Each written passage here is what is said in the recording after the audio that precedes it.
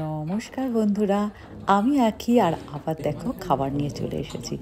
যারা নতুন ব্লগ দেখছো তাদেরকে বলে রাখি, আমি কিন্তু থাকি সুইডেনের ম্যালমো শহরে। আর এখানে দেখো খুব ভালো একটা ইন্ডিয়ান রেস্তোরাঁয় খাবার খেতে চলে এসেছি। ঠিক আছে, অর্পণ, অন্তরা, আমি, এলিনা আর থইয়া। আর এই হলো দেখো কি সুন্দর জায়গাটা আর কি, এটা হচ্ছে বাস স্টপেজ আমাদের, বাড়ির পাশেই। আমরা বাসে উঠে গিয়েছিলাম সবাই একসাথে আনন্দ করতে করতে। আর যেখানে নেমেছি দেখো কি সুন্দর ছোট ছোট সেই ঘরগুলো থাকে না, কটেজ মতো, এরকম জায়গায়। এই যে কারি অন হুইলস, খুব সাজানো গোছানো একদম।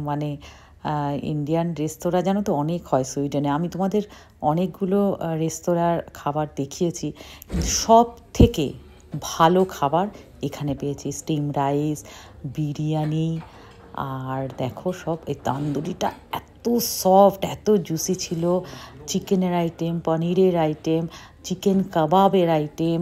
দেখো যারা ভেজ খাবে কি সুন্দর ভেজ সবজি, ডাল, আর ফ্রুট তো ছিলই।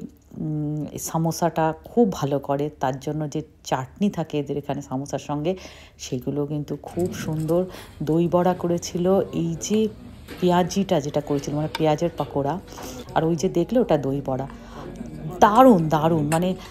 সুইডেনে আমি এত রেস্তোরাঁয় খেয়েছি, এত সুন্দর যে একটা, আমি কলকাতায় যেরকম একটা গন্ধ পাই যে কোনো বড় ভালো রেস্তোরাঁয় গেলে খাবারের, এখানে কিন্তু প্রত্যেকটা ভালো ভালো রেস্তোরাঁয় আমি একটা জিনিসেরই গন্ধ পাই, সেটা হচ্ছে টমেটোর বেশি দিয়ে কি একটা যেন টেস্ট করে। সব কিছুর একই রকম টেস্ট পাই।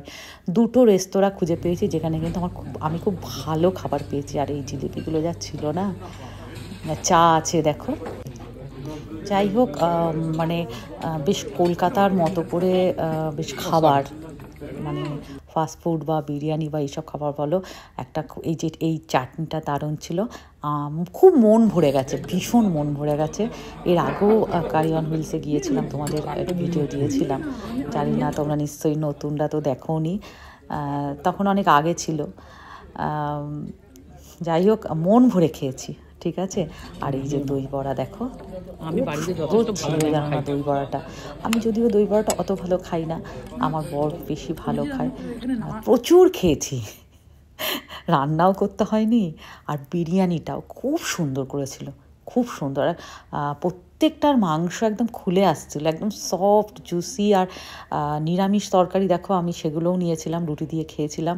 আমার প্রত্যেকটা খাবারের আলাদা আলাদা টেস্ট এবং খুব ভালো টেস্ট করেছিল।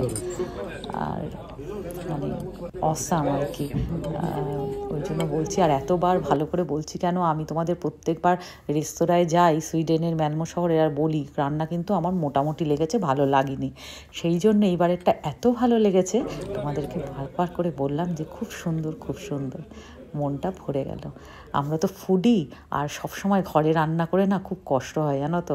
এই একটু বাইরে গেলাম, একটু রান্না করতে হলো না, আর মনের মতো খাবার, একগাদা টাকা দিয়ে যদি মনের মতো খাবার না পাই, তাহলে কিন্তু একদম ভালো লাগে না। আর আজকে আমাদের এই খাবার খাওয়ালো অর্পণ আর অন্তরা। বললো, বৌদি আজকে তোমাকে রান্না করতে দেবো না।